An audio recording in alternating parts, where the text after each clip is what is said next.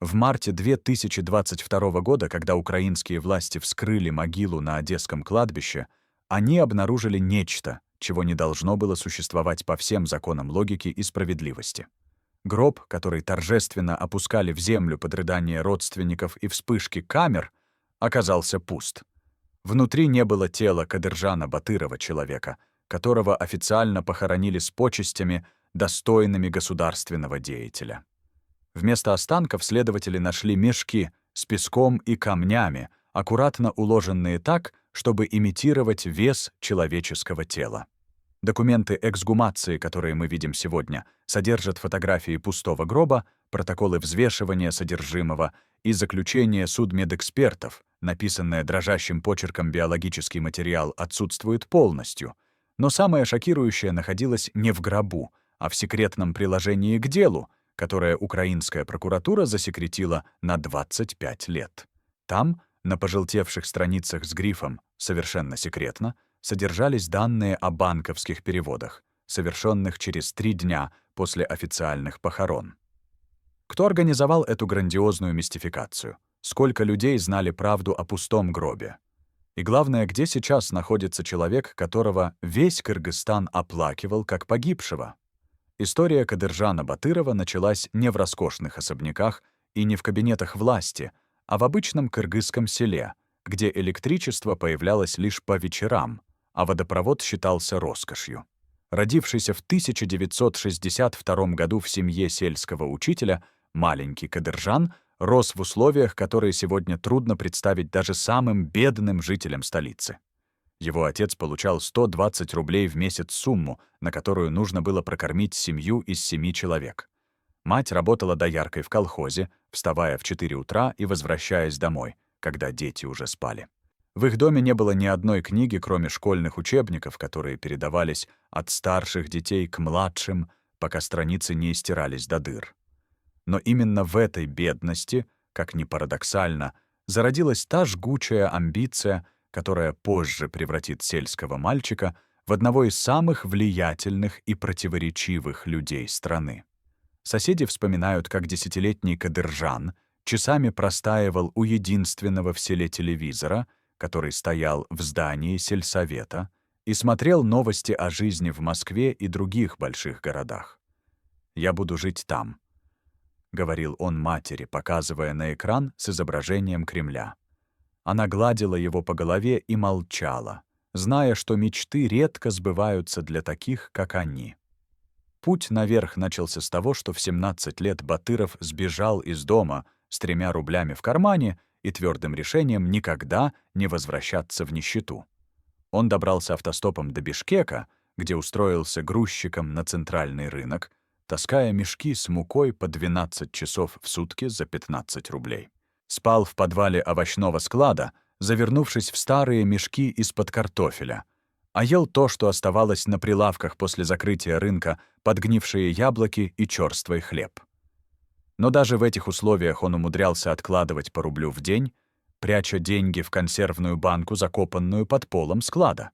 Через полгода он накопил достаточно, чтобы купить свой первый товар, партию дешевых китайских зажигалок, которые перепродал с наценкой в 300%. Это был его первый урок капитализма, еще до того, как само это слово стало легальным в Советском Союзе. Владелец склада, пожилой узбек по имени Рахимака, заметил смышлёного парня и взял его под крыло, обучая основам торговли и, что важнее, искусству договариваться с нужными людьми. «В этой стране, — говорил Рахимака, затягиваясь дешевой папиросой, — не важно, что ты знаешь. Важно, кого ты знаешь и сколько готов заплатить за нужное знакомство». Эти слова Батыров запомнил на всю жизнь и превратил в свою главную стратегию. К середине 80-х годов, когда Горбачев объявил перестройку и страна погрузилась в хаос реформ, 23-летний Батыров уже владел небольшой сетью торговых точек на 3 рынках Бишкека. Он торговал всем от турецкого текстиля до польской косметики, от китайской электроники до индийского чая. Его оборот составлял около 15 тысяч рублей в месяц, сумму, которую средний советский инженер зарабатывал за 10 лет. Но настоящий прорыв случился в 1989 году, когда рухнул Берлинский стенка, и вместе с ним начала рушиться вся советская система контроля. Батыров одним из первых понял, что наступает эра, когда деньги будут решать абсолютно все, а старые партийные связи станут бесполезными.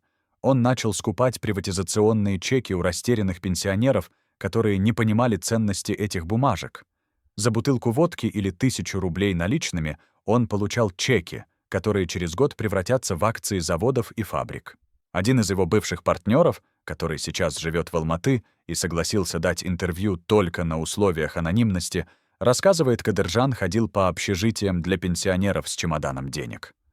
Он покупал чеки по 10 рублей за штуку, хотя их реальная стоимость была в 100 раз больше.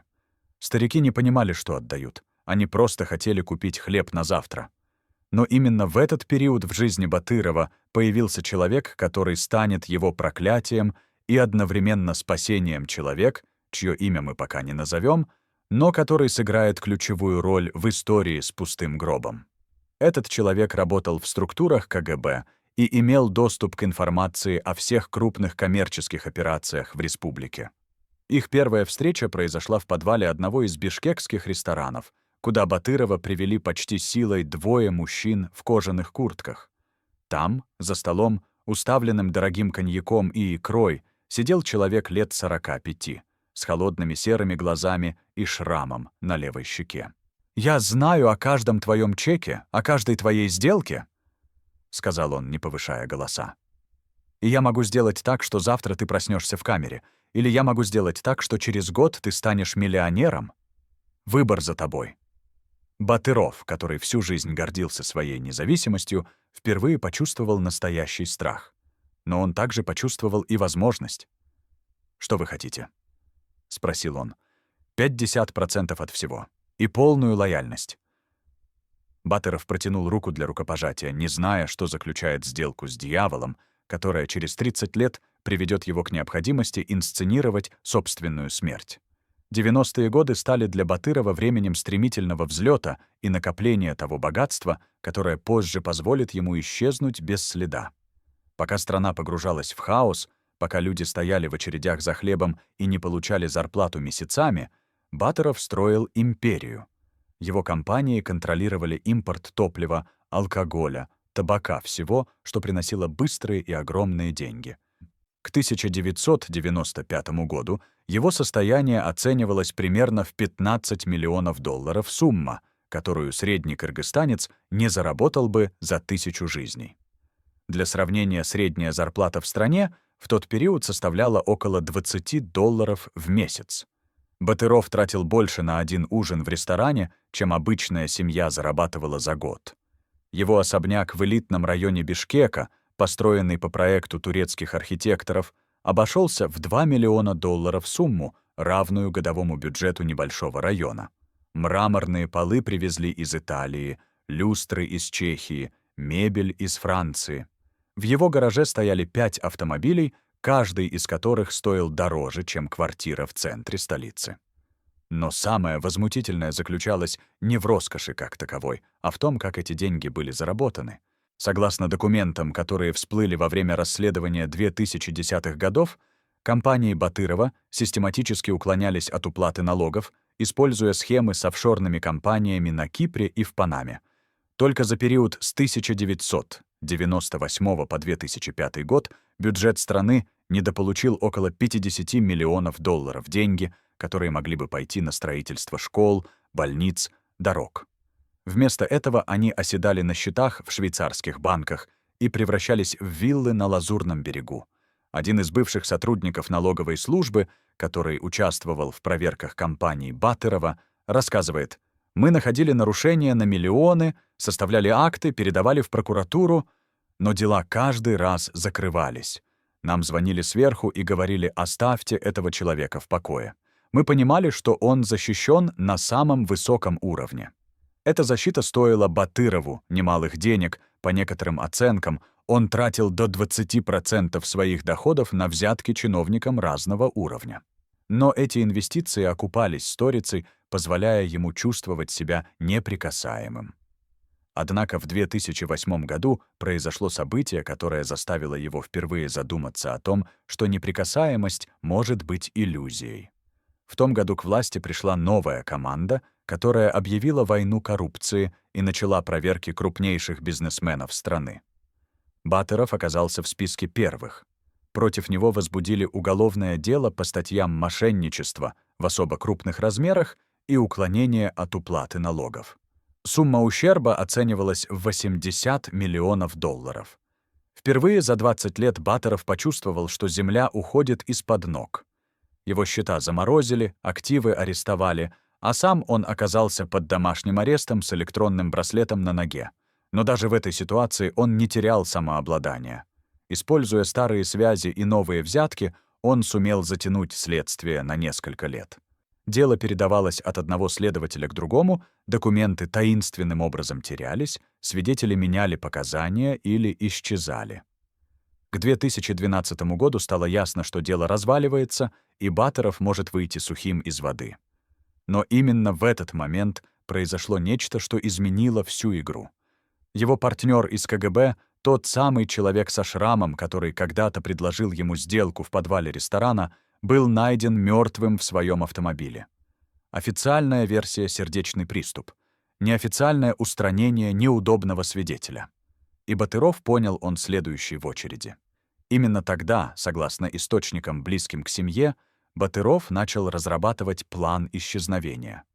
Он понимал, что обычное бегство за границу не сработает, его будут искать, объявят в международный розыск, заморозят все счета. Нужно было что-то радикальное, что-то, что заставит всех поверить в его окончательный уход. Нужна была смерть, но не настоящая, инсценированная. План был гениален в своей простоте и чудовищен в своей циничности. Батыров начал готовиться заранее, за несколько лет до реализации. Он перевел большую часть активов на подставных лиц и в офшорные компании, которые невозможно было отследить.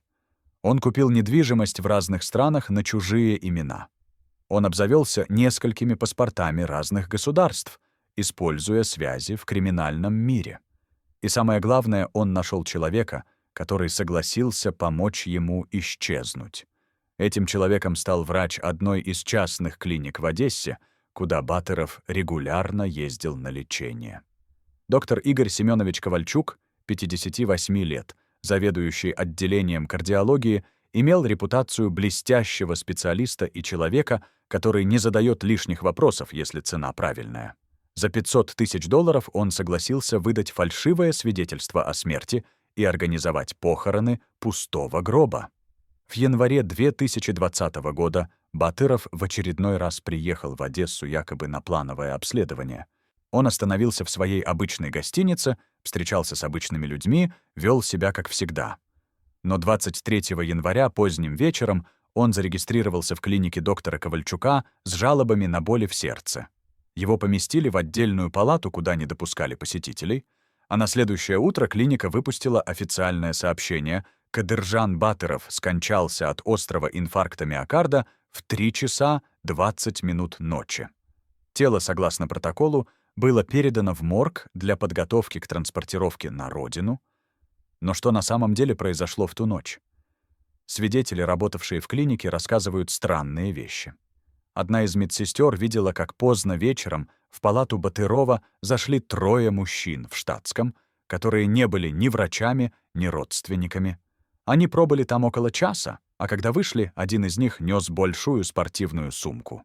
Другой сотрудник клиники, работавший в ту ночь охранником, утверждает, что видел, как примерно в 4 утра из служебного выхода вышел человек, очень похожий на Батырова, в темных очках и бейсболке. Он сел в черный джип с тонированными стеклами и уехал. Но официально Батыров был уже мертв, и его тело находилось в морге. Как это возможно? Кто лежал в том гробу, который через 3 дня торжественно похоронили на Одесском кладбище? Похороны Кадыржана Батырова стали событием, которое освещали все кыргызские СМИ. Гроб, накрытый национальным флагом, привезли на родину специальным рейсом. На церемонии присутствовали сотни людей-родственники, бывшие партнеры, чиновники, которые когда-то получали от него деньги. Все они скорбели, произносили речи о том, какой это был замечательный человек, как много он сделал для страны.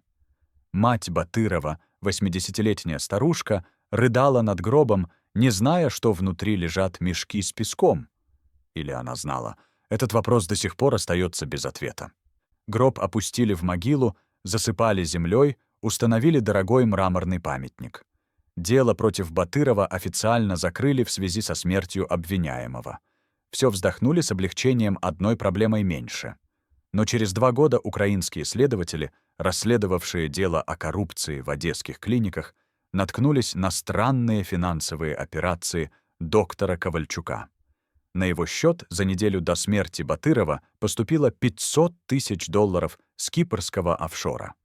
Это вызвало подозрения, и прокуратура инициировала эксгумацию.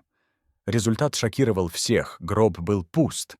Началось международное расследование, которое продолжается до сих пор. Но где же сам Батыров? Куда он исчез после той ночи в одесской клинике? Первые зацепки появились через полгода после похорон, когда один из частных детективов, нанятых кыргызскими властями, обнаружил странную покупку недвижимости в Дубае. В марте 2020 года, через 2 месяца после официальной смерти Батырова, на имя некоего Карима Абдуллаева, гражданина Турции, была оформлена вилла в элитном районе Палм-Джумейра стоимостью $4 миллиона. Фотография в турецком паспорте Абдуллаева поразительно напоминала Батырова, только с бородой и в очках.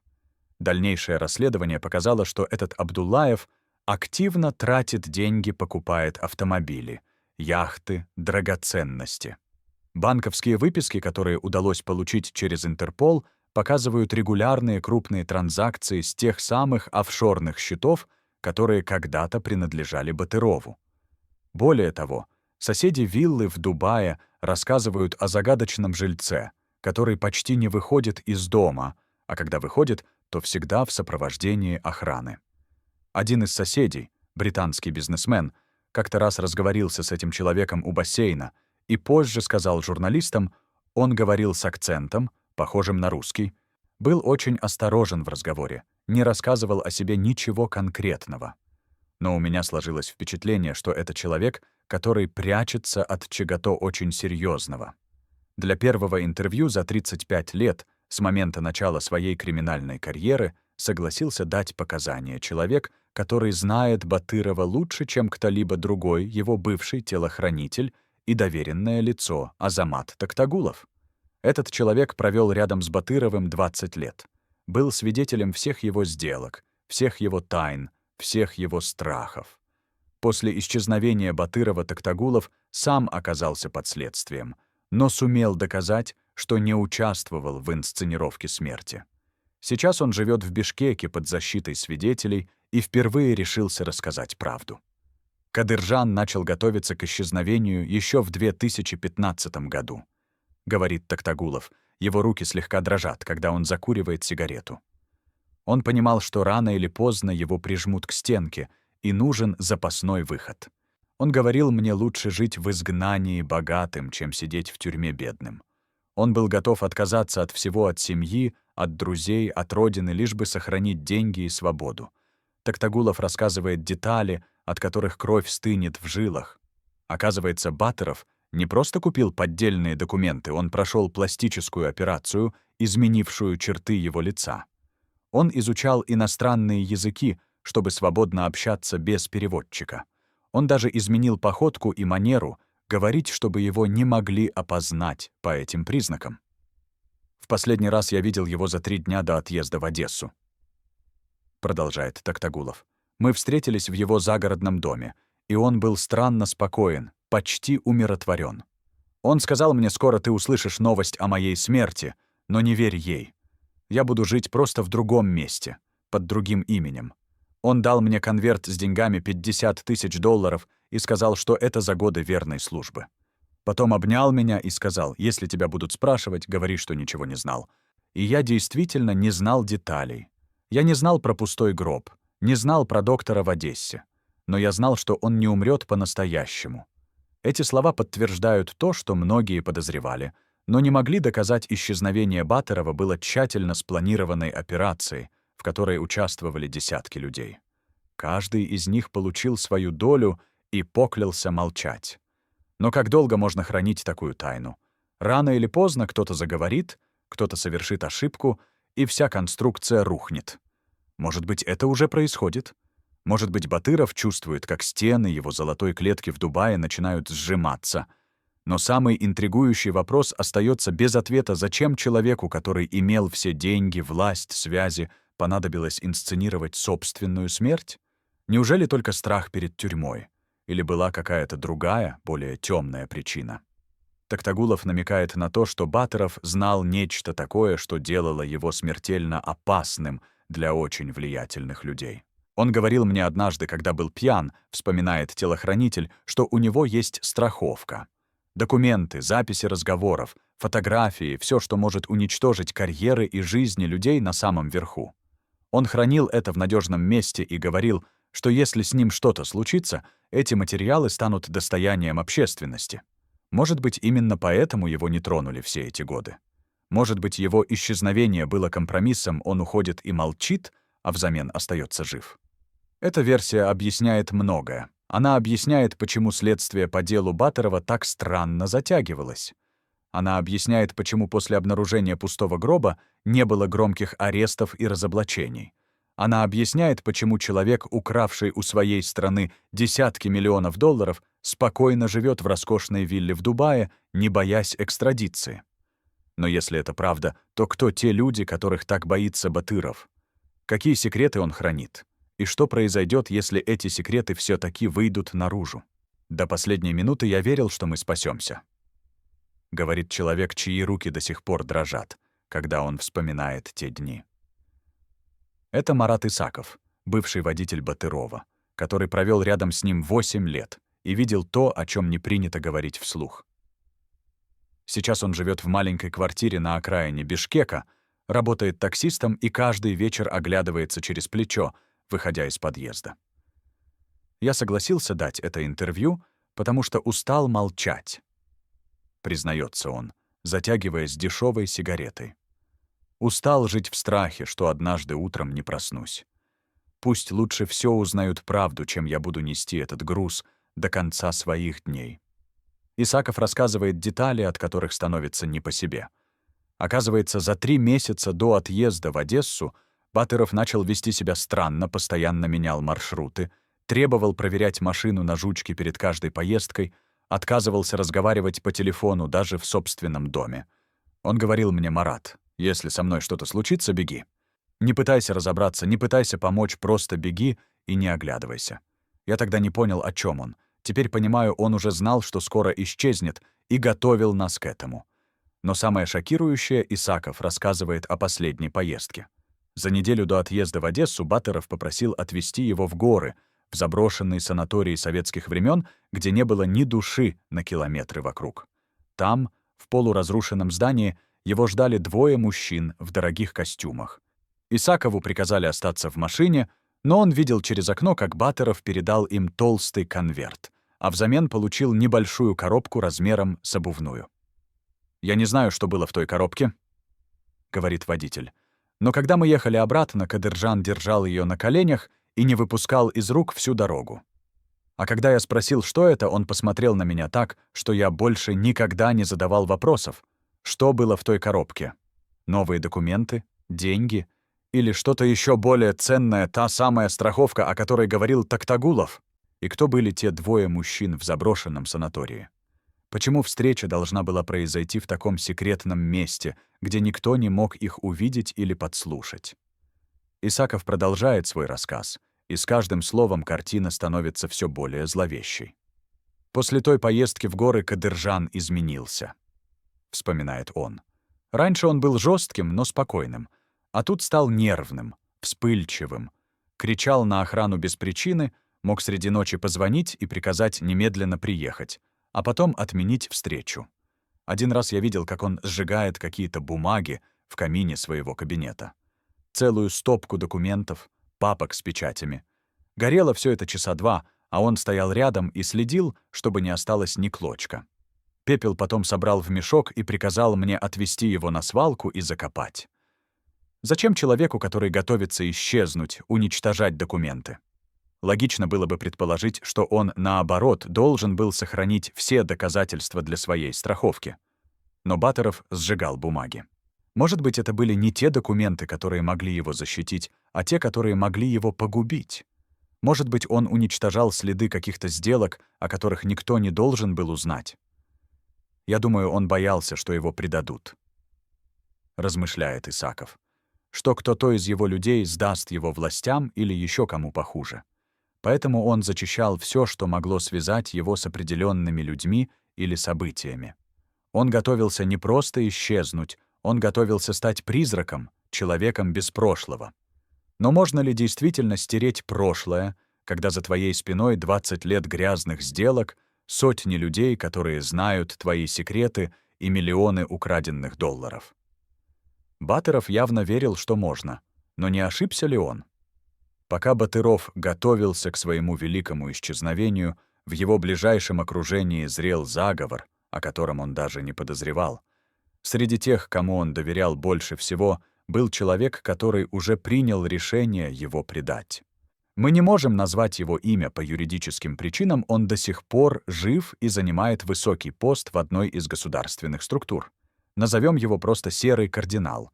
Этот человек был рядом с Батыровым с самого начала его карьеры, помогал ему строить бизнес, прикрывал от проверок, открывал нужные двери. Но к 2018 году он понял, что корабль тонет, и пора спасаться.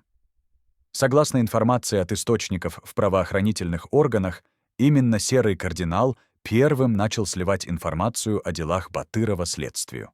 Именно он передал копии документов о офшорных счетах, о схемах уклонения от налогов, о взятках чиновникам.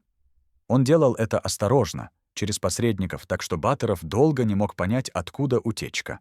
Кадыржан сходил с ума, пытаясь найти крота, рассказывает один из бывших сотрудников его службы безопасности. Он устраивал проверки, менял пароли, увольнял людей направо и налево. Но предатель был слишком близко, прямо под носом, и поэтому оставался невидимым. Мотивы серого кардинала до конца не ясны. Одни говорят, что он просто испугался и решил спасти свою шкуру, сдав Батырова. Другие утверждают, что он действовал по заказу более влиятельных людей, которым Батыров стал неудобен. Третьи считают, что это была месть за какую-то старую обиду. Но результат один к моменту, когда Батыров решил инсценировать свою смерть, его империя уже трещала по швам, а самые близкие люди готовились его похоронить. И не только фигурально. Но серый кардинал был не единственным, кто готовил Батырову западню. В игру вступили силы куда более могущественные, чем местные чиновники или бизнес-конкуренты. Речь идет о международных спецслужбах, которые давно следили за финансовыми потоками из Центральной Азии. Батыров, сам того не зная, стал фигурой в большой геополитической игре. Его офшорные счета, его связи с турецкими и российскими бизнесменами, его сделки с недвижимостью в Европе — все это привлекло внимание тех, кто отслеживает отмывание денег и финансирование терроризма. По данным, которые просочились из закрытых источников в Интерполе, еще в 2016 году на Батырова завели досье в рамках операции по борьбе с транснациональной организованной преступностью. Его телефоны прослушивались, его встречи фиксировались, его банковские операции анализировались. И когда в 2019 году он начал активно переводить деньги и готовиться к исчезновению, это не осталось незамеченным. Они знали о его планах задолго до того, как он сам их реализовал, утверждает бывший сотрудник одной из западных разведслужб, согласившийся на анонимное интервью. Вопрос был не в том, чтобы его остановить, а в том, чтобы использовать его исчезновение в своих целях. Позволить ему уйти, но держать на крючке, чтобы в нужный момент надавить и получить информацию о других игроках. Если это правда, то получается, что Батыров не просто сбежал, его отпустили. Ему позволили инсценировать смерть, переехать в Дубай, жить в роскоши, но за это он должен был заплатить. Чем? Информацией, доступом к своим связям или чем-то еще более ценным. Теперь давайте поговорим о деньгах, о тех суммах, которые Батыров тратил на свою новую жизнь, и сравним их с тем, как живут обычные люди в Кыргызстане.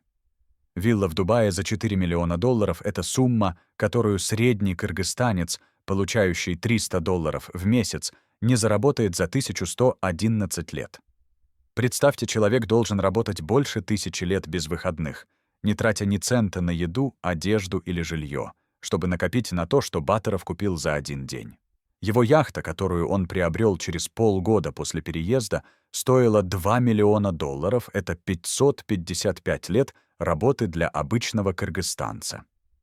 Автомобиль Бентли, на котором он ездит по Дубаю, стоит $300 тысяч, 83 года зарплаты. Даже его ежемесячные расходы на обслуживание виллы, охрану и прислугу составляют около $50 тысяч. Это почти 14 лет работы для среднестатистического жителя страны. Но самое возмутительное не в цифрах как таковых, а в том, откуда взялись эти деньги. Каждый доллар, который Батыров тратит на шампанское и икру, это доллар, украденный у кыргызского народа. Это деньги, которые должны были пойти на зарплаты учителям, на лекарства в больнице, на ремонт дорог. Вместо этого они превратились в мраморные полы и золотые краны в особняке человека, который предал свою страну. Как вы думаете, справедливо ли это? Должен ли человек, укравший миллионы у своего народа, спокойно наслаждаться жизнью на краденные деньги, пока те, у кого он украл, едва сводят концы с концами? Но история Батырова — это не только история о жадности и предательстве. Это еще и история о том, как абсолютная власть порождает абсолютную паранойю.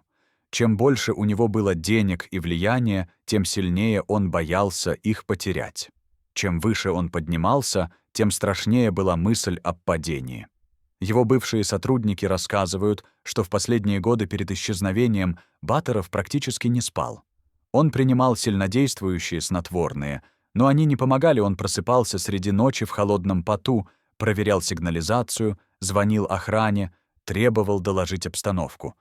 Он установил в своем доме 24 камеры видеонаблюдения и лично просматривал записи каждое утро, ища признаки слежки или подготовки к нападению. Он завел привычку менять спальню каждую ночь, спать то в одной комнате, то в другой, чтобы потенциальные убийцы не могли предсказать, где он будет. Он превратил свой дом в крепость, а свою жизнь в тюрьму, говорит его бывший повар. У него было все, о чем можно мечтать, но он не мог этим наслаждаться, потому что постоянно ждал удара. Он не доверял никому, даже самым близким. Даже еду он заставлял сначала пробовать кого-то другого, боясь отравления. Эта паранойя не была беспочвенной. Батыров действительно нажил множество врагов-конкурентов, которых он разорил, чиновников, которые не получили свою долю, партнеров, которых он обманул. Каждый из них имел мотив желать ему смерти. И Батыров это прекрасно понимал. Поэтому он и решил умереть, но только понарошку, чтобы враги успокоились, а он мог начать новую жизнь без страха. Однако даже в Дубае, за 1000 километров от Кыргызстана, Батыров не может избавиться от паранойи. Соседи его виллы рассказывают странные вещи. Человек, живущий под именем Карима Абдуллаева, почти никогда не выходит из дома без охраны. Он не посещает публичные места, не ходит в рестораны, не появляется на светских мероприятиях. Его виллу охраняют минимум 6 человек круглосуточно, а по периметру установлены камеры и датчики движения. Окна дома затонированы так, что снаружи невозможно увидеть, что происходит внутри. Даже доставку продуктов и других товаров осуществляют специальные люди, которые проходят проверку службой безопасности. Это не жизнь, это существование в золотой клетке, комментирует один из соседей. У него есть деньги, но нет свободы. Он богат, но несчастен. Он жив, но мертв для всего мира. Может быть, это и есть настоящее наказание для Батырова? Не тюрьма с решетками на окнах, а тюрьма, которую он построил для себя сам из страха и недоверия? Может быть, судьба уже настигла его просто не так, как мы ожидали? Он хотел сбежать от правосудия, но не смог сбежать от самого себя, от своей совести, от своих кошмаров. Теперь он обречен до конца дней прятаться, оглядываться, бояться каждого стука в дверь, каждого незнакомого лица. Это ли не худшая из казней для человека, который всю жизнь стремился к власти и контролю? Но вернемся к тому самому серому кардиналу, человеку, который предал Батырова и, возможно, сыграл ключевую роль в его исчезновении. После того, как Батыров официально умер, этот человек не только избежал наказания, но и значительно укрепил свои позиции. Он получил повышение, новые полномочия, доступ к ресурсам, которые раньше контролировал Батыров. Совпадение? Вряд ли. Скорее, это была награда за предательство, за то, что он помог убрать неудобную фигуру с политической и экономической арены. Источники в правительственных кругах, говорящие на условиях анонимности, утверждают, что серый кардинал сейчас контролирует значительную часть тех активов, которые когда-то принадлежали Батырову. Компании сменили названия, владельцев, юридические адреса, но по сути остались теми же. Деньги продолжают течь, только теперь в другие карманы. Это классическая схема, объясняет экономист, специализирующийся на коррупции в постсоветских странах. Убираешь одного игрока, но не разрушаешь саму систему.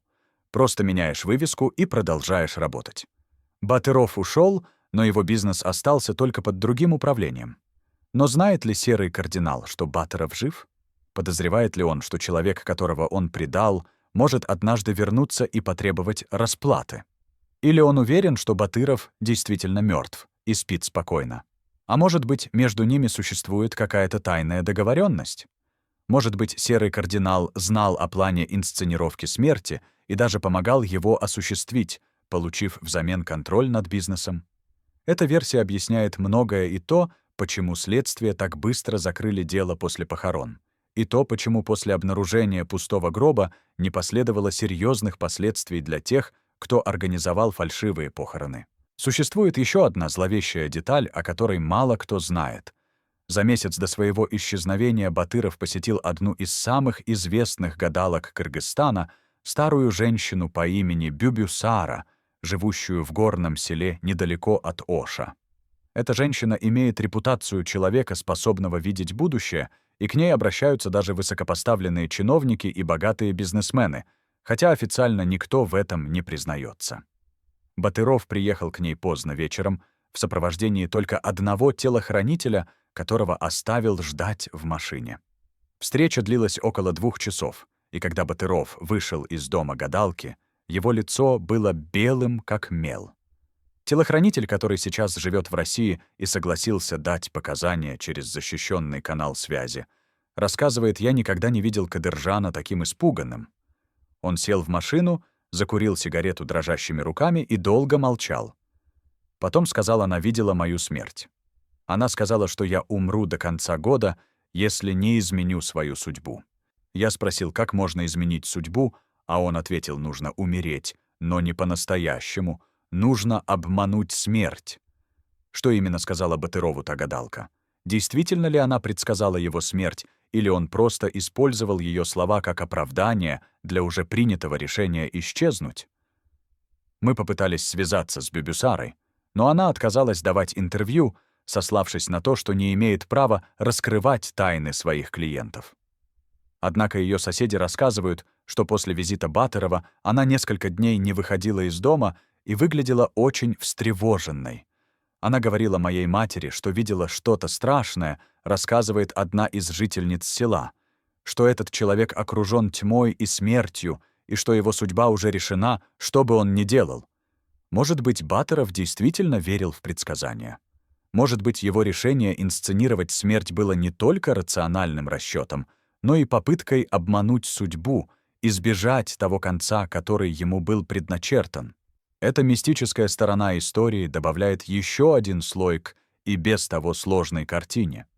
Батыров, человек, который всю жизнь полагался на деньги, связи и силу, в конце концов обратился к магии и предсказаниям. Это говорит о том, насколько глубоким был его страх, насколько отчаянным было его положение. Он понимал, что обычные методы больше не работают, что враги слишком сильны, а времени слишком мало. Поэтому он искал помощи там, где ее обычно не ищут рациональные люди в мире мистики и суеверий. И, как ни странно, это сработало. Он действительно умер и избежал той участи, которая, возможно, ждала его. Но какой ценой? Ценой жизни в постоянном страхе, в изоляции, в невозможности быть самим собой. ценой разрыва со всем, что было ему дорого — семьей, друзьями, родиной, ценой превращения в призрака, в человека без имени и без прошлого. Стоило ли это того? Или Батыров, сидя сейчас в своей роскошной вилле в Дубае, иногда жалеет о своем решении? Может быть, он думает о том, что было бы, если бы он остался, принял наказание, отсидел свой срок и вышел на свободу с чистой совестью. Но теперь уже поздно. Он сделал свой выбор, и пути назад нет. Он мертв для всего мира и должен оставаться мертвым до конца своих дней. Это ли не самое страшное проклятие для человека, который всю жизнь стремился быть на виду, быть важным, быть признанным? Но давайте вернемся к вопросу, который волнует всех, где конкретно находится Батыров сейчас и как он живет. Расследование, проведенное международной группой журналистов, выявило несколько интересных деталей. Вилла в районе Палм-Джумейра, оформленная на имя Карима Абдуллаева, действительно существует и активно используется. Счета за электричество и воду оплачиваются регулярно, причем суммы указывают на то, что в доме постоянно кто-то живет. Более того, анализ спутниковых снимков показывает, что во дворе виллы регулярно появляются автомобили, обычно 2 или 3 одновременно, что соответствует описанию охраны. Соседи подтверждают, что видят человека, соответствующего описанию Батырова, хотя и с измененной внешностью. Он стал полнее, отпустил бороду, носит очки, рассказывает один из соседей. Но манера двигаться, жесты, даже голос — все это очень похоже на того человека, фотографии которого я видел в интернете. Кроме того, финансовые эксперты, анализировавшие движение средств на счетах, связанных с Абдуллаевым, обнаружили интересную закономерность. Деньги поступают из тех же источников, которые раньше финансировали Батырова, офшорные компании на Кипре, в Панаме, на Британских Виргинских островах. Суммы переводов соответствуют тем, которые Батыров обычно тратил на свои нужды. Все это указывает на то, что Карим Абдуллаев и Кадыржан Батыров — один и тот же человек. Но почему же власти не арестуют его? Почему Интерпол не организует операцию по его задержанию? Ответ на этот вопрос кроется в сложной системе международных отношений и юридических тонкостей. Во-первых, официально Батыров мертв, и чтобы его арестовать, нужно сначала доказать, что он жив. А для этого требуется эксгумация, генетическая экспертиза, судебное решение о признании смерти фиктивной. Все это занимает годы и требует сотрудничества между несколькими странами: Кыргызстаном, Украиной, ОАЭ. Во-вторых, даже если удастся доказать, что Батыров жив, нужно будет доказать, что Карим Абдуллаев — это он. А это непросто, если человек изменил внешность и имеет легальные документы на другое имя.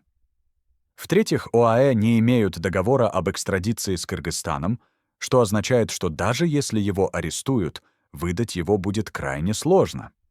И, наконец, есть подозрение, что Батыров пользуется защитой влиятельных людей в самих ОАЭ, людей, которым выгодно, чтобы он оставался там и продолжал инвестировать свои деньги в местную экономику. Дубай — это город, где можно купить все, включая защиту от правосудия, говорит эксперт по международному праву. Если у вас есть достаточно денег и правильные связи, вы можете жить там десятилетиями, не боясь экстрадиции. Батыров это прекрасно понимал, когда выбирал место для своего нового дома. Так что получается, что он действительно неприкасаем, что справедливость никогда его не настигнет. Или все-таки есть способ привлечь его к ответу за все, что он сделал? Представьте себе группу из 12 человек, которые знали абсолютно все о Кадыржане Батырове, каждый его медицинский диагноз, каждый маршрут эвакуации, каждый тайный туннель под его особняками в 3 странах. Эти люди не были его друзьями или родственниками. Они были его теневым кабинетом группой специалистов, которых он собрал за 10 лет до исчезновения специально для того, чтобы в критический момент они могли организовать его уход из жизни, которая стала слишком опасной. В эту группу входили пластический хирург из Стамбула, специалист по поддельным документам из Одессы, финансовый консультант из Лондона, бывший офицер спецслужб из Москвы и еще 8 человек, каждый из которых отвечал за свой участок операции. Они никогда не встречались все вместе только парами или тройками, в разных городах, под разными предлогами. Каждый знал только свою часть плана, и не имел представления о полной картине. Только Батыров видел всю мозаику целиком. 22 декабря 2019 года, ровно за месяц до его официальной смерти, эти 12 человек получили зашифрованное сообщение с одним словом «начинаем». С этого момента каждый из них начал выполнять свою роль в величайшей мистификации, которую когда-либо видел постсоветский мир. Но что заставило этих людей согласиться участвовать в преступлении? Деньги? Страх?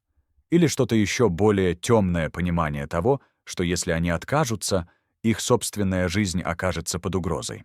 Один из членов этой группы, человек, которого мы будем называть архитектор, согласился дать показания при условии полной анонимности и защиты свидетелей. Сейчас он живет в одной из европейских стран под новым именем, но груз того, что он сделал, не дает ему покоя. Я согласился помочь Батырову, потому что он спас мою семью много лет назад, — говорит архитектор. Его голос дрожит даже через искажающий фильтр. Моя дочь тяжело заболела, нужна была операция за границей, которая стоила $150 тысяч. У меня не было таких денег. Батыров дал их без процентов, без расписок, просто так. Сказал, когда-нибудь я попрошу тебя об услуге, и ты не сможешь отказать.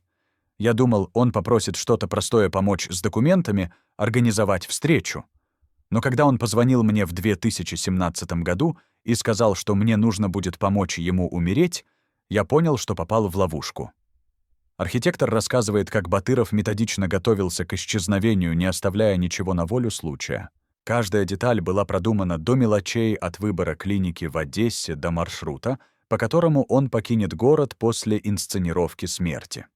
Он заставил меня изучить планы всех моргов в Одессе, найти тот, где работают люди, готовые за деньги закрыть глаза на подмену тела, продолжает архитектор.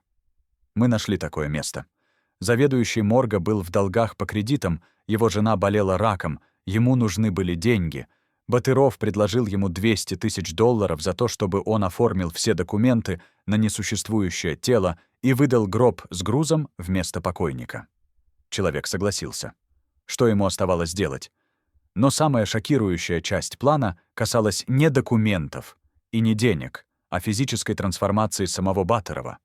За 1,5 года до исчезновения он начал постепенно менять свою внешность не резко, чтобы не вызвать подозрений, а медленно, почти незаметно.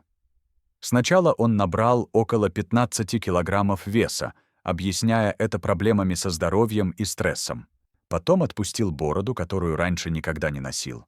Затем начал носить очки, хотя зрение у него было идеальным, просто очки с обычными стеклами, чтобы изменить восприятие лица. Он изучал психологию восприятия, читал книги о том, как люди запоминают лица, рассказывает архитектор. Он знал, что если изменить 3-4 ключевых элемента внешности: вес, волосы на лице, очки, манеру одеваться, то даже близкие люди могут не узнать человека при случайной встрече. Он тренировался менять походку, голос, жесты. Он превратил себя в другого человека еще до того, как официально умер. А за 3 месяца до отъезда в Одессу Батыров прошел серию пластических операций в частной клинике в Стамбуле. Ему изменили форму носа, подтянули кожу лица, убрали характерные родинки. Операции были не радикальными, он не хотел выглядеть как совершенно другой человек. Это вызвало бы вопросы. Он хотел выглядеть как слегка постаревшая и изменившаяся версия себя самого. После операции он стал похож на своего дальнего родственника, говорит архитектор. Если бы вы видели его фотографию, вы бы сказали: да, похож на Батырова, но это не он. Именно такого эффекта он и добивался. Теперь давайте поговорим о том, что происходило с телом Батырова в последние годы перед исчезновением, о той физической немощи, которую он тщательно скрывал от всех, кроме самых близких людей.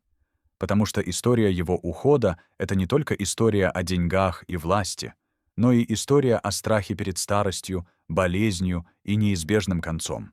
К 58 годам, которые исполнились Батырову в 2020 году, его здоровье было подорвано десятилетиями стресса, неправильного питания, алкоголя и постоянного напряжения. Его личный врач, который наблюдал его последние 5 лет и согласился дать показания после получения иммунитета от преследования, рассказывает картину, от которой становится не по себе. У Кадыржана была целая аптека лекарств, которые он принимал ежедневно, говорит доктор Алексей Петрович Соколов, кардиолог высшей категории. Препараты для сердца, для давления, для печени, для почек, снотворные, антидепрессанты. Каждое утро он глотал 12 разных таблеток. Каждый вечер еще 8. Его организм был похож на старую машину, которую держат на ходу только постоянным ремонтом и заменой деталей. У Батырова была ишемическая болезнь сердца, гипертония второй степени, начальная стадия цирроза печени, хронический панкреатит и диабет второго типа. Его артериальное давление скакало от 140 на 90 до 200 на 120, и он постоянно рисковал получить инсульт или инфаркт. Я говорил ему: «Вы должны изменить образ жизни, иначе не доживете до 60», вспоминает доктор Соколов. Но он только смеялся и говорил: «Доктор, я уже мертв, просто еще не лег в гроб». Теперь я понимаю, что он имел в виду. Но самым страшным было не состояние его внутренних органов, а то, что происходило с его психикой. Постоянный стресс, паранойя, бессонница привели к тому, что Батыров начал терять контроль над своими эмоциями и поведением. У него случались приступы неконтролируемой ярости, когда он мог разбить телефон о стену или ударить кулаком по столу так, что трескалось дерево. Потом наступали периоды глубокой апатии, когда он мог целыми днями лежать в постели, отказываясь есть и разговаривать с кем-либо. Он принимал сильные антидепрессанты и транквилизаторы, продолжает доктор Соколов. Без них он не мог функционировать. Но эти препараты имели побочные эффекты: заторможенность, проблемы с памятью, тремор рук. Иногда он забывал, о чем говорил 5 минут назад. Иногда его руки дрожали так сильно, что он не мог удержать чашку с кофе. Представьте себе человека, который когда-то контролировал империю стоимостью в сотни миллионов долларов, принимал решения, от которых зависели судьбы тысяч людей, и вот он сидит в своем кабинете, и его руки дрожат так, что он не может поднести ложку ко рту. Представьте унижение, которое он чувствовал. Представьте страх перед тем, что кто-то увидит его в таком состоянии и поймет, что великий Батыров на самом деле всего лишь больной, испуганный старик. Именно этот страх, возможно, больше всего подталкивал его к решению исчезнуть. Он не хотел, чтобы люди видели его упадок. Он хотел уйти на пике, оставить после себя образ сильного, непобедимого человека. Даже если этот образ был ложью. Доктор Соколов рассказывает еще одну деталь, которая проливает свет на последние месяцы Батырова перед исчезновением. За полгода до отъезда в Одессу он попросил меня провести полное обследование и дать прогноз, сколько ему осталось жить. Говорит врач. Я провел все анализы, все исследования, все. Результаты были неутешительными. При его образе жизни и состоянии здоровья я давал ему максимум 3-5 лет. Может быть, меньше, если случится острый приступ. Когда я сказал ему это, он долго молчал, смотрел в окно. Потом спросил: «А если я изменю, все переезжу в другую страну? Брошу бизнес? Буду жить спокойно, без стресса?» Я ответил тогда: «Может быть, 10 лет, может быть, больше». Он кивнул и сказал: «Значит, мне нужно умереть здесь, чтобы жить там». Эти слова объясняют многое. Батыров не просто бежал от правосудия или от врагов. Он бежал от смерти. Он понял, что если останется в Кыргызстане, в этом котле стресса, страха и постоянной борьбы, то его организм просто не выдержит. Ему нужна была новая жизнь не только юридически, но и физически. Ему нужно было стать другим человеком, чтобы продлить свое существование. И он сделал это. Вопрос только в том, сработало ли это? Живет ли он сейчас в Дубае спокойной, размеренной жизнью, которая продлевает его дни? Или паранойя и страх преследуют его и там, медленно убивая его изнутри, несмотря на все деньги и всю роскошь? Но вернемся к той группе из 12 человек, которые помогли Батырову исчезнуть. После того, как операция была завершена, и Батыров благополучно обосновался в Дубае, перед ним встал вопрос, что делать с этими людьми. Они знали слишком много. Каждый из них был потенциальной угрозой, бомбой замедленного действия, которая могла взорваться в любой момент. Если хотя бы один из них заговорит, вся конструкция рухнет. Батыров это прекрасно понимал. Поэтому он разработал систему контроля и страховки. Во-первых, каждый член группы получил щедрое вознаграждение от 100 тысяч до миллиона долларов, в зависимости от важности их роли. Деньги были переведены на офшорные счета, которые невозможно отследить.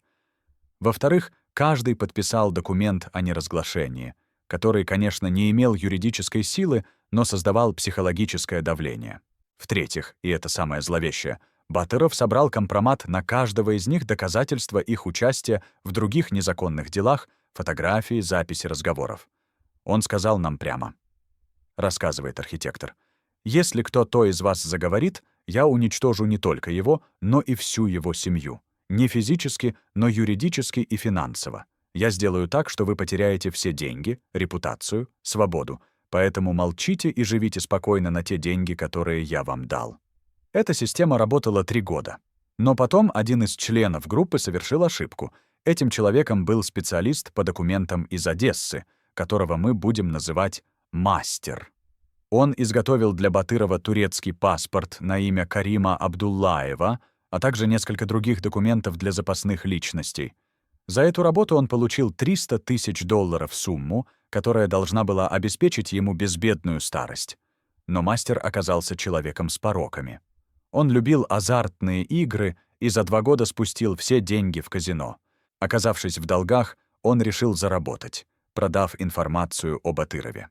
Он связался с одним из кыргызских журналистов-расследователей и предложил за 50 тысяч долларов рассказать всю правду об инсценировке смерти. Журналист согласился, они договорились о встрече. Но мастер не знал, что за ним следят. Батыров, параноик до мозга костей, установил слежку за всеми членами группы, специальные люди отслеживали их перемещения, их телефонные разговоры, их финансовые операции. Когда мастер связался с журналистом, это немедленно стало известно. И тогда произошло то, что должно было послужить уроком для всех остальных. Мастер исчез. Просто исчез, как будто его никогда не существовало. Его квартира была найдена пустой, все личные вещи на месте, но самого человека нет.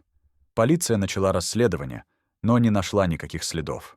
Никаких признаков борьбы, никаких улик, ничего. Человек просто растворился в воздухе. Официально он числится пропавшим без вести. Неофициально все члены группы поняли послание «вот что случится с тем, кто попытается предать Батырова». После исчезновения мастера остальные 11 человек замолчали еще крепче. Они поняли, что имеют дело не просто с богатым беглецом, а с человеком, у которого достаточно ресурсов и связей, чтобы достать любого в любой точке мира. Я до сих пор не знаю, жив мастер или его история завершилась. Говорит архитектор. Но я знаю, что не хочу узнать это на собственном опыте. Поэтому я молчал 3 года и заговорил только сейчас, когда получил гарантии защиты от властей нескольких стран. Но даже сейчас я боюсь. Я знаю, что Батыров узнает об этом интервью. Я знаю, что он попытается найти меня. Поэтому я уже не тот человек, которым был вчера. Я снова сменил имя, снова переехал. Я обречен бегать всю оставшуюся жизнь, потому что однажды согласился помочь человеку, который не знает прощения. Эти слова показывают истинное лицо Батырова не просто вора и мошенника, но человека, готового на все, чтобы защитить свои секреты. Человека, для которого человеческая жизнь не имеет ценности, если она угрожает его безопасности. Человека, который превратил свое исчезновение в систему террора для тех, кто ему помог. Можно ли назвать такого человека жертвой обстоятельств, или он сам создал тот ад, в котором теперь живет? Теперь давайте поговорим об архивах, о тех документах, которые Батыров уничтожал перед своим исчезновением, и о тех, которые он сохранил как страховку. Потому что в этой истории ключевую роль играют не только деньги и связи, но и информация. Батыров понимал, что информация — это власть, и он собирал ее десятилетиями. У него были досье на сотни людей, чиновников, бизнесменов, политиков, судей, полицейских.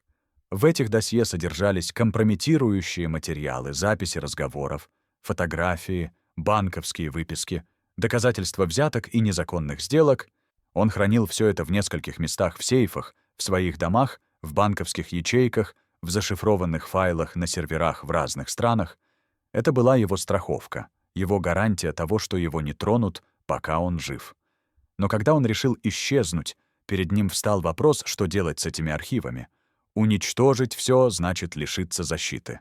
Сохранить все значит рисковать, что кто-то найдет эти материалы и использует против него. Поэтому он выбрал третий путь. Он разделил архивы на две части. Первая часть — документы, которые могли связать его с конкретными преступлениями и сделками, была уничтожена. Именно эти бумаги он сжигал в камине своего кабинета, как рассказывал его водитель Марат Исаков. Вторая часть — самые ценные материалы, компромат на самых влиятельных людей, была сохранена и спрятана в надежном месте. Где находится этот тайник? Это один из самых охраняемых секретов Батырова. Но есть зацепки. Согласно показаниям архитектора, за год до исчезновения Батыров арендовал банковскую ячейку в одном из швейцарских банков. Аренда была оформлена на подставное лицо, и доступ к ячейке имели только 2 человека: сам Батыров и его доверенное лицо, личность которого неизвестна. В эту ячейку, по словам архитектора, были помещены несколько жестких дисков с зашифрованными файлами, а также конверты с документами и фотографиями. Он сказал мне, что если с ним что-то случится, эти материалы автоматически станут достоянием общественности, рассказывает архитектор. Он настроил систему так, что если он не будет подтверждать свое существование каждые 3 месяца специальным кодом, то доверенное лицо получит инструкцию передать содержимое ячейки журналистам и правоохранительным органам. Это его последняя страховка, его гарантия того, что никто не попытается его устранить. Но что именно содержится в этих архивах?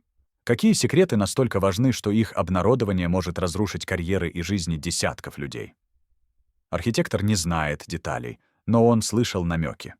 Батыров говорил, что у него есть доказательства коррупции на самом высоком уровне, вспоминает он. Записи разговоров, где обсуждаются взятки в миллионы долларов.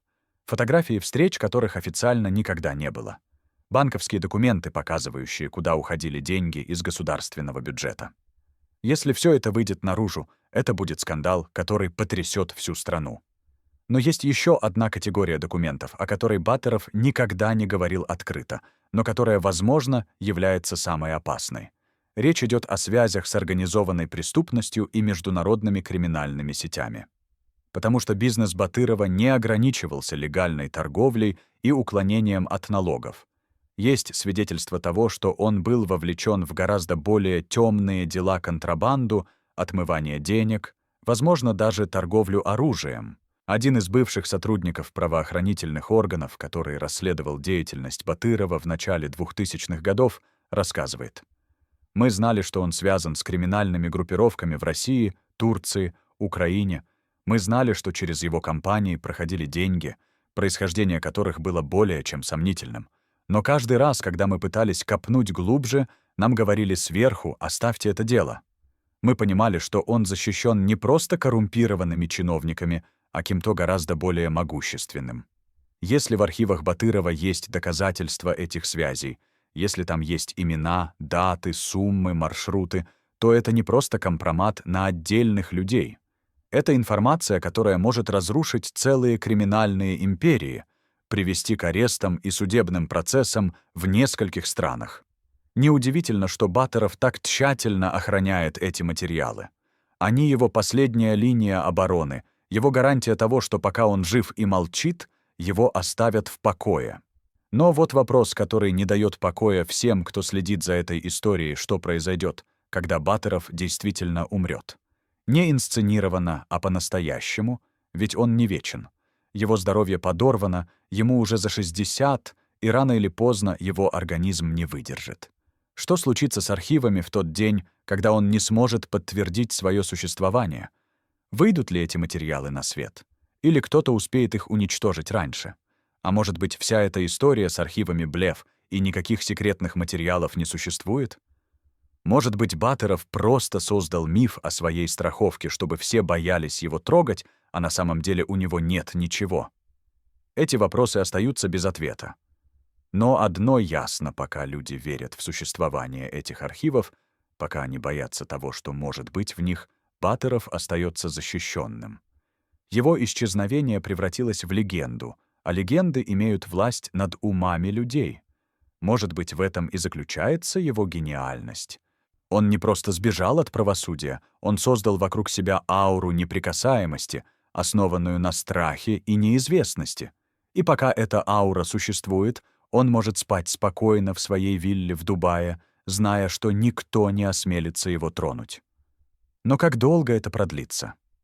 Как долго можно жить на страхе других людей? И что произойдет, когда этот страх исчезнет? Давайте теперь вернемся к серому кардиналу, человеку, который предал Батырова и занял его место в теневой иерархии власти и денег. После исчезновения Батырова этот человек не только избежал наказания, но и значительно укрепил свои позиции. Он получил контроль над активами, которые раньше принадлежали Батырову, он получил доступ к связям и ресурсам, которые раньше были недоступны. Но самое интересное, он получил доступ к части архивов Батырова. Как это произошло?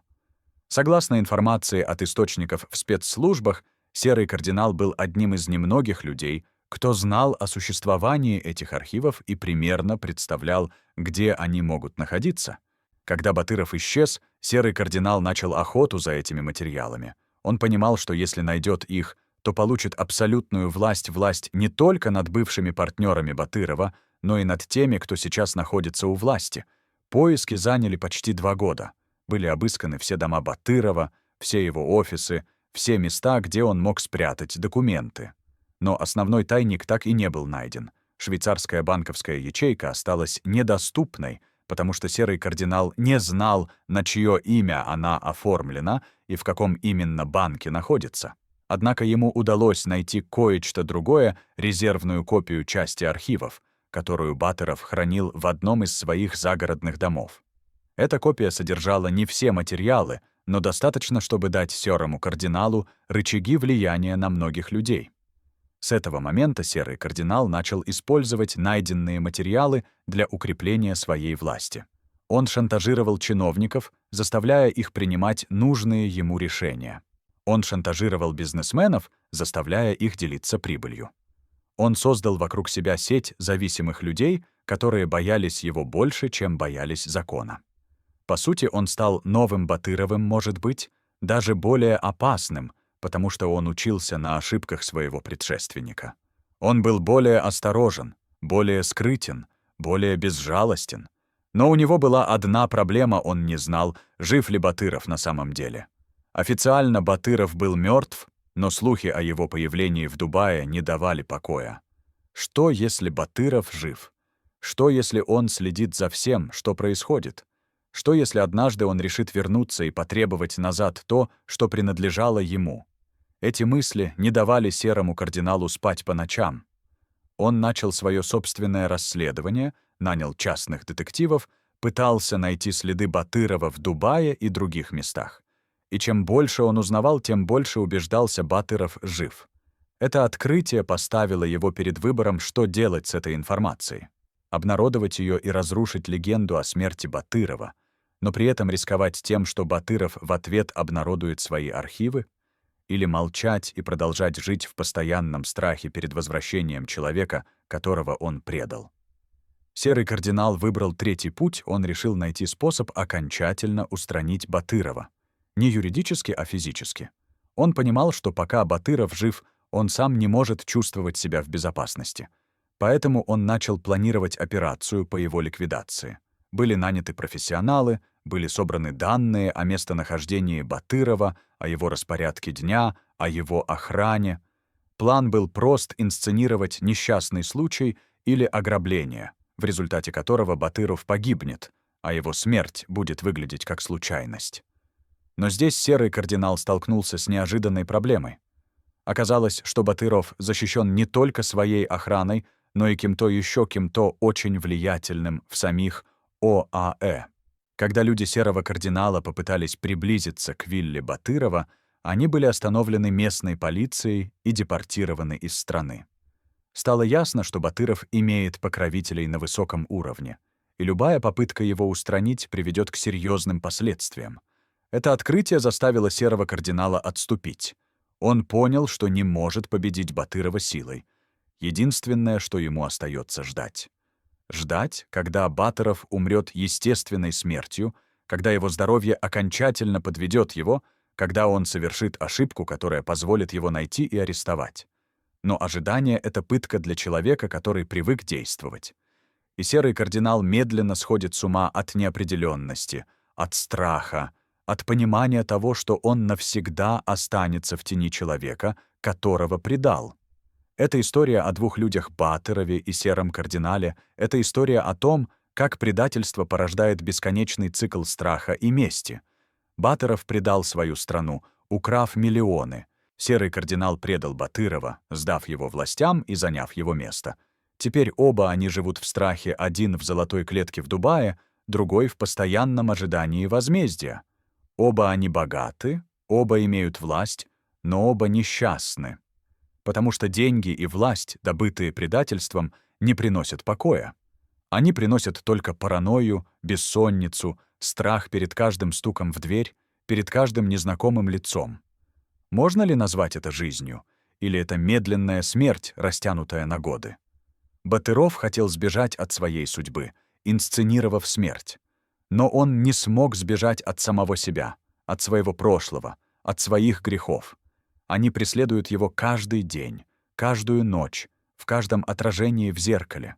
Серый кардинал хотел занять место Батырова и жить его жизнью, но он не понял, что эта жизнь — проклятие, а не благословение.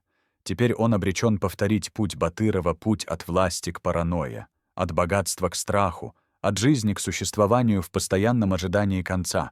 Кто из них окажется прав в итоге? Кто из них проживет дольше? И кто из них умрет первым физически или морально? Эти вопросы остаются открытыми, и ответы на них мы узнаем только тогда, когда история Батырова и серого кардинала подойдет к своему неизбежному финалу.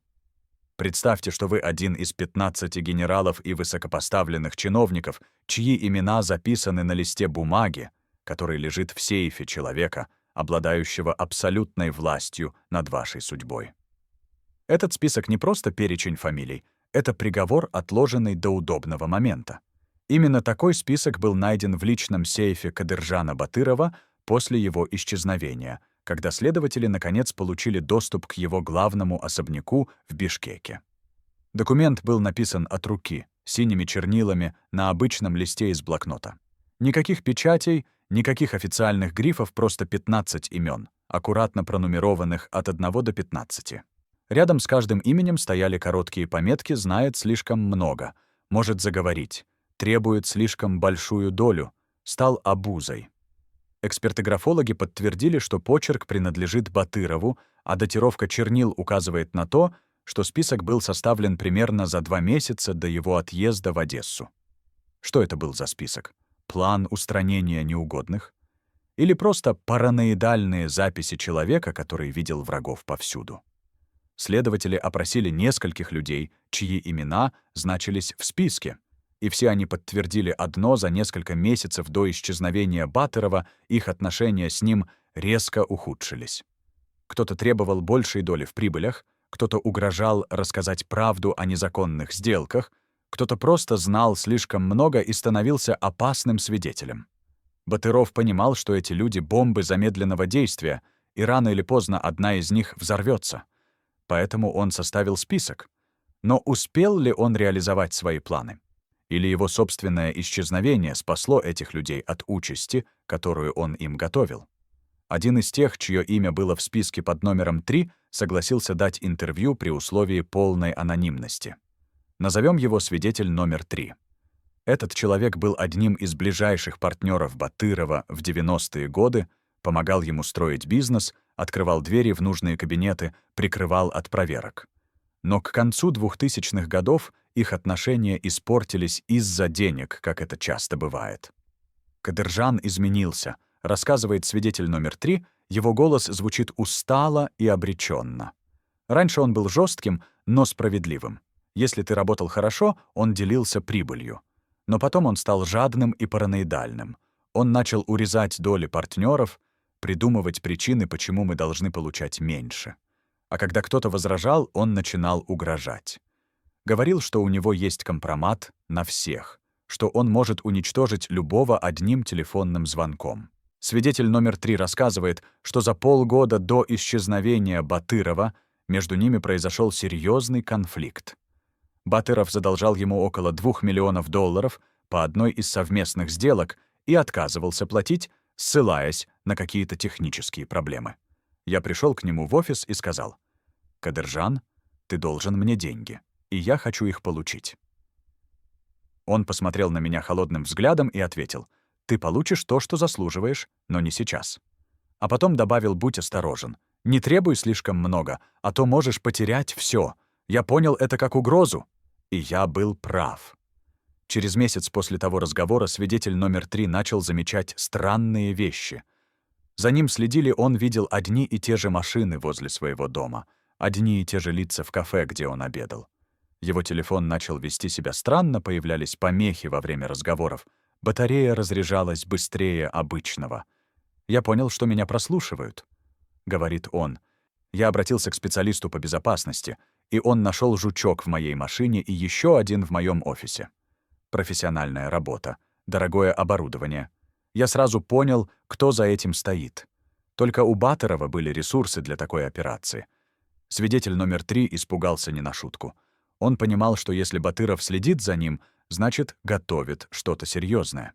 Поэтому он принял меры предосторожности, нанял охрану, перестал ходить по одним и тем же маршрутам, начал менять машины и телефоны. «Я жил как в военное время», — вспоминает он. Постоянно оглядывался, проверял, не следят ли за мной, боялся заводить машину, чтобы она не взорвалась. Это было невыносимо, и я решил, что должен что-то предпринять. Он обратился к людям, которые имели влияние на Батырова, попросил их вмешаться и урегулировать конфликт. Но получил ответ, который его шокировал: «Оставь это дело. Батыров сейчас опасен, он на грани срыва.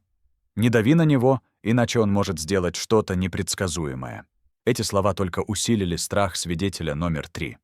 Он понял, что имеет дело не просто с жестким бизнесменом, а с человеком, который потерял контроль над собой и готов на все.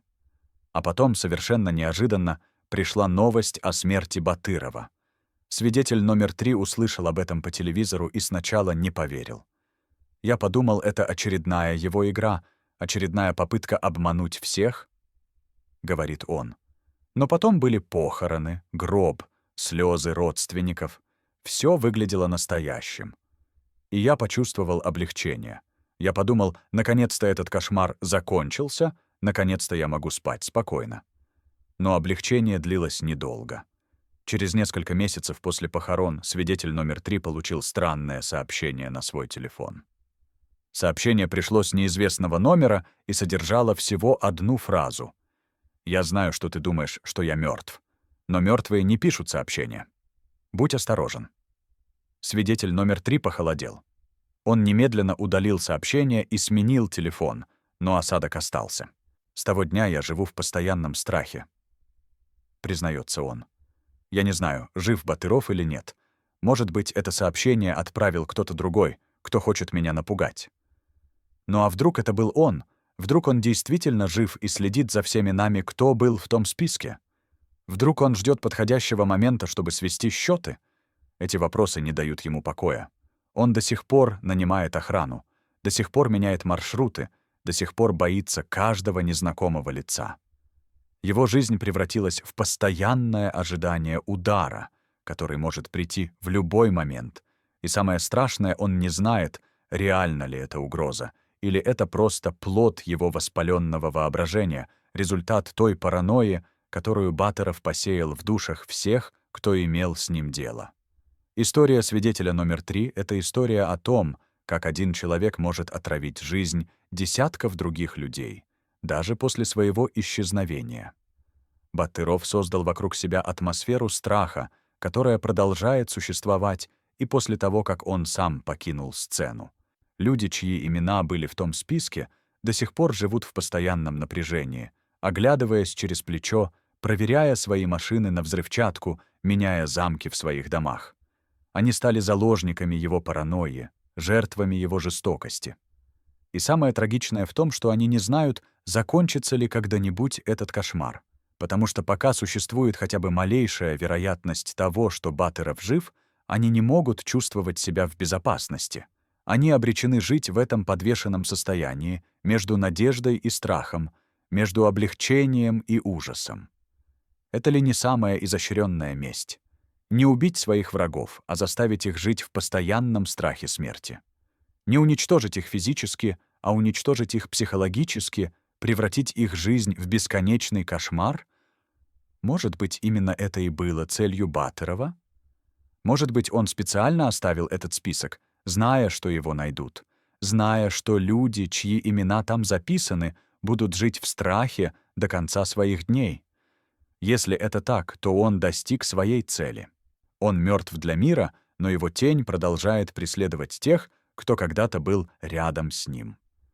Но давайте теперь поговорим о самом главном предательстве в этой истории, о том человеке, который не просто сдал Батырова властям, но и активно работал над его уничтожением. Мы уже упоминали серого кардинала, но теперь пришло время раскрыть всю правду о его роли в исчезновении Батырова. Потому что оказывается, что серый кардинал был не просто предателем, он был архитектором всей операции по устранению Батырова с политической и экономической арены. Согласно документам, которые недавно были рассекречены украинской прокуратурой, серый кардинал начал планировать падение Батырова еще в 2016 году, за 4 года до его исчезновения. Он понимал, что Батыров становится слишком опасным, слишком непредсказуемым, слишком жадным. Он понимал, что рано или поздно Батыров совершит ошибку, которая похоронит не только его самого, но и всех, кто с ним связан. Поэтому серый кардинал решил действовать на опережение. Он начал собирать компромат на Батырова, записывать разговоры, копировать документы, фотографировать встречи. Он делал это осторожно, так что Батыров ничего не подозревал. А когда собрал достаточно материала, он начал передавать его следствию не сразу, а постепенно, дозированно, чтобы не вызвать подозрений. Но серый кардинал не ограничился простым доносительством. Он пошел дальше, он начал активно подталкивать Батырова к решению инсценировать свою смерть. Как он это делал? Через третьих лиц, через намеки, через создание ситуаций, которые усиливали паранойю Батырова. Например, именно серый кардинал организовал ту встречу в заброшенном санатории, о которой рассказывал водитель Марат Исаков. Те двое мужчин в дорогих костюмах, которые передали Батырову коробку, работали на серого кардинала. В коробке были поддельные документы и информация о том, что против Батырова готовится покушение, что его хотят убить, что единственный способ спастись — исчезнуть. Эта информация была ложной. Но Батыров поверил в нее, потому что она идеально вписывалась в его параноидальную картину мира. Серый кардинал знал психологию Батырова лучше, чем кто-либо другой. Он знал, что Батыров боится смерти больше всего на свете, что он готов на все, чтобы избежать ее. Поэтому он сыграл на этом страхе, манипулировал им, направлял его в нужное русло. И Батыров попался в ловушку. Он начал готовиться к исчезновению, не понимая, что каждый его шаг контролируется и направляется человеком, которому он доверял больше всех. Более того, серый кардинал был в курсе всех деталей плана инсценировки смерти. Он знал о докторе Ковальчуке в Одессе, он знал о пустом гробе, он знал о вилле в Дубае. Но он не остановил Батырова, не предупредил власти. Почему? Потому что ему было выгодно, чтобы Батыров исчез. Пока Батыров был жив и находился в Кыргызстане, он представлял угрозу для серого кардинала, он мог в любой момент раскрыть его предательство, уничтожить его карьеру, даже физически устранить. Но если Батыров исчезнет, если он официально умрет и уедет в другую страну, то серый кардинал получит все контроль над бизнесом, доступ к связям, власть над теми, кто раньше подчинялся Батырову. И при этом он будет в безопасности, потому что Батыров не сможет вернуться, не сможет отомстить, не сможет даже заявить о себе, не рискуя быть арестованным. Это был идеальный план. Серый кардинал не просто предал Батырова, он использовал его собственную паранойю и страх, чтобы заставить его самого устранить себя с политической арены. Это было предательство высшего класса, предательство, которое выглядело как забота и помощь. Батыров до сих пор, возможно, не понимает, что его исчезновение было не его собственной идеей, а результатом тонкой манипуляции со стороны человека, которому он доверял. Но что случилось с серым кардиналом после исчезновения Батырова? Он получил все, о чем мечтал. Или его настигла та же судьба, что и Батырова жизнь в постоянном страхе и паранойе? Ответ на этот вопрос неоднозначен.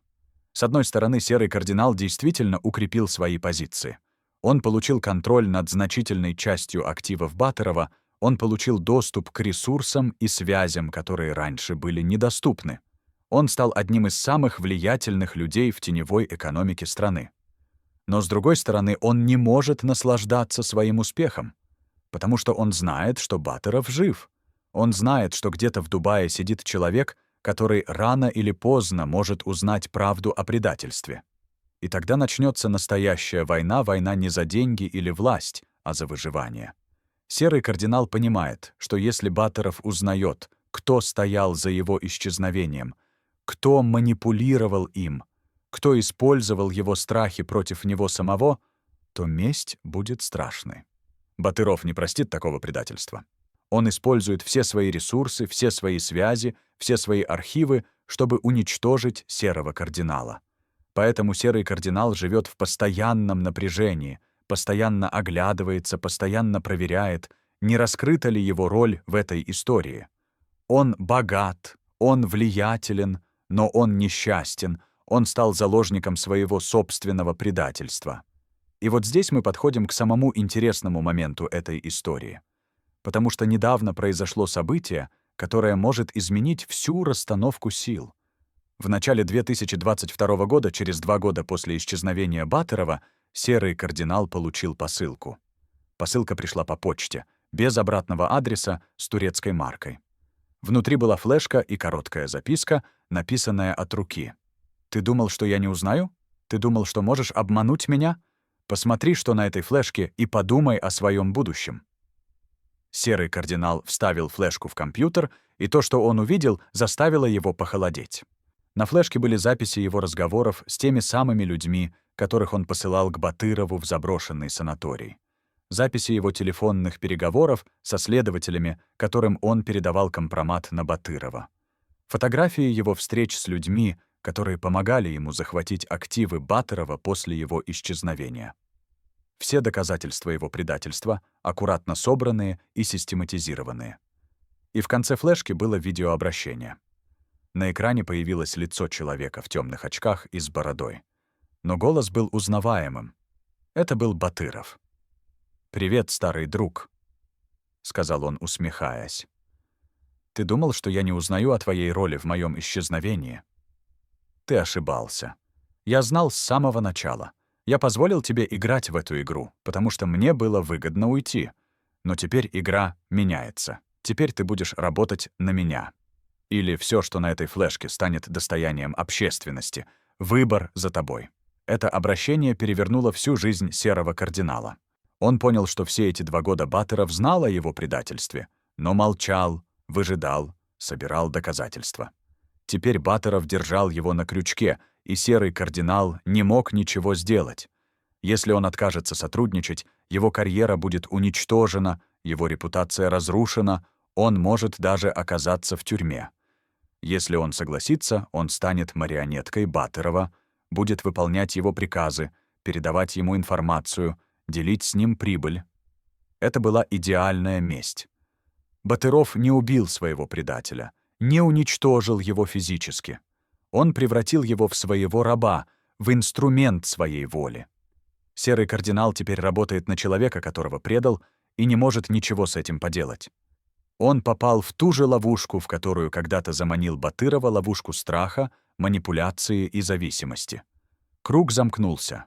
Предатель стал жертвой, а жертва стала хозяином. Это ли не высшая справедливость?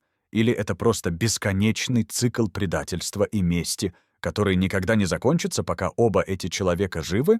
Теперь давайте поговорим о том, что происходит с Батыровым сейчас, в 2022 году, спустя 2 года после его исчезновения.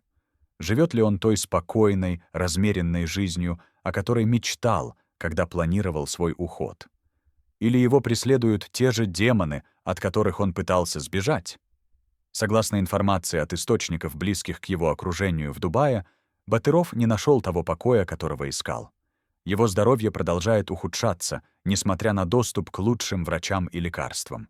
Диабет прогрессирует, сердце дает сбои, печень работает на пределе. Он принимает еще больше таблеток, чем раньше, и его день расписан по часам, когда принять лекарство, когда измерить давление, когда сделать инъекцию инсулина. Его жизнь превратилась в борьбу с собственным телом, которое медленно, но неуклонно отказывается служить ему. Но еще хуже обстоят дела с его психикой. Паранойя не исчезла, а только усилилась. Он до сих пор боится, что его найдут, что кто-то из его бывших партнеров или врагов доберется до него. Он до сих пор меняет маршруты, проверяет охрану, просматривает записи с камер видеонаблюдения. Он живет в постоянном напряжении, в постоянном ожидании удара. И это напряжение убивает его быстрее, чем любая болезнь. Более того, Батыров страдает от одиночества. Он не может общаться с семьей, не может встречаться со старыми друзьями, не может даже позвонить матери, которая до сих пор оплакивает его как погибшего. Он отрезан от всего, что было ему дорого, от всех людей, которые составляли его жизнь. Он окружен охраной, прислугой, но у него нет ни одного человека, с которым он мог бы поговорить по душам, поделиться своими страхами и сомнениями. Он богат, но одинок. Он жив, но мертв для всех, кого любил. Это ли не самое страшное наказание? Один из его бывших телохранителей, который недавно покинул службу и согласился дать интервью, рассказывает: «Я видел, как он сидит один в своей огромной вилле, смотрит в окно на море и плачет». Да, плачет. Этот человек, который когда-то был таким сильным и жестоким, теперь плачет от одиночества и тоски. Он говорил мне однажды: «Я отдал бы все свои деньги, все свои виллы и яхты, чтобы вернуться домой, обнять мать, пройтись по улицам Бишкека, но я не могу. Я мертв, и мертвые не возвращаются». Эти слова раскрывают истинную цену того выбора, который сделал Батыров. Он купил себе жизнь, но потерял все, что делало эту жизнь стоящей. Он сбежал от тюрьмы, но попал в другую тюрьму, тюрьму собственного одиночества и страха. И вот мы подходим к финалу этой истории. Что случилось с Кадыржаном Батыровым после того, как он отправил ту флешку серому кардиналу? Что случилось с теми 15 людьми из черного списка? Что случилось со всеми теми, кто был вовлечен в эту грандиозную мистификацию? Ответы на эти вопросы неоднозначны, потому что история еще не закончена. Батыров до сих пор жив, до сих пор скрывается в Дубае, до сих пор контролирует свою теневую империю через подставных лиц и доверенных людей. Серый кардинал до сих пор работает на него, передает информацию, выполняет приказы, живет в постоянном страхе разоблачения. Люди из черного списка до сих пор оглядываются через плечо, до сих пор боятся каждого незнакомого лица, до сих пор не знают, закончился ли их кошмар или только начинается. Доктор Ковальчук, который помог организовать фальшивые похороны, был арестован украинскими властями и сейчас ожидает суда. Он отказывается давать показания, ссылаясь на врачебную тайну, но все знают, что он просто боится мести Батырова. Члены той группы из 12 человек, которые помогли Батырову исчезнуть, разбежались по всему миру, сменили имена, скрываются от правосудия и от самого Батырова, который может в любой момент решить, что они знают слишком много. А что случилось с деньгами? С теми десятками миллионов долларов, которые Батыров украл у своей страны? Они до сих пор лежат на офшорных счетах, в банковских ячейках, в недвижимости по всему миру. Кыргызские власти пытаются их найти и вернуть. Но это почти невозможно, слишком сложные схемы, слишком много подставных лиц, слишком много стран, которые не хотят сотрудничать. По оценкам экспертов, из 80 миллионов долларов, которые Батыров вывел из страны, удалось вернуть только около 5 миллионов. Остальное так и осталось в его руках, продолжает работать на него, приносить прибыль, финансировать его роскошную жизнь в изгнании. Это деньги, которые должны были пойти на строительство школ и больниц, на зарплаты учителям и врачам, на пенсии старикам. Вместо этого они превратились в яхты и виллы, в золотые краны и мраморные полы. Справедливо ли это? Конечно, нет. Но таков мир, в котором мы живем, мир, где деньги решают все, где богатые могут купить себе не только роскошь, но и безнаказанность, и даже новую жизнь после смерти. Но есть одна вещь, которую Батыров не смог купить за все свои деньги — это покой. Он живет в постоянном страхе, в постоянном напряжении, в постоянном ожидании того момента, когда все рухнет. Он знает, что его тайна не может оставаться тайной вечно. Рано или поздно кто-то заговорит, кто-то совершит ошибку, кто-то предаст его так же, как он предавал других. И тогда вся его тщательно выстроенная конструкция рухнет, и он окажется там, где должен был оказаться давно, перед судом, перед правосудием, перед ответом за все, что он сделал.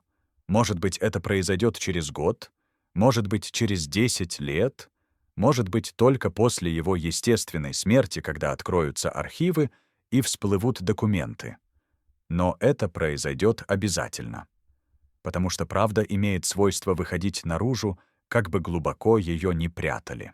И когда это случится, имя Кадыржана Батырова войдет в историю не как имя успешного бизнесмена или влиятельного человека, а как имя предателя, вора, человека, который украл у своего народа и сбежал, оставив после себя только пустой гроб и разрушенные судьбы. А что же с теми, кто остался? С обычными людьми Кыргызстана, которые продолжают жить в бедности, в то время как Батыров тратит украденные миллионы на роскошь. Они продолжают работать за $300 в месяц, продолжают лечиться в больницах, где не хватает лекарств, продолжают учить своих детей в школах, где не хватает учебников. Они продолжают жить, надеяться, мечтать о лучшем будущем. И, может быть, именно в этом и заключается настоящая победа, не в том, чтобы сбежать и спрятаться, а в том, чтобы остаться и продолжать жить, несмотря ни на что.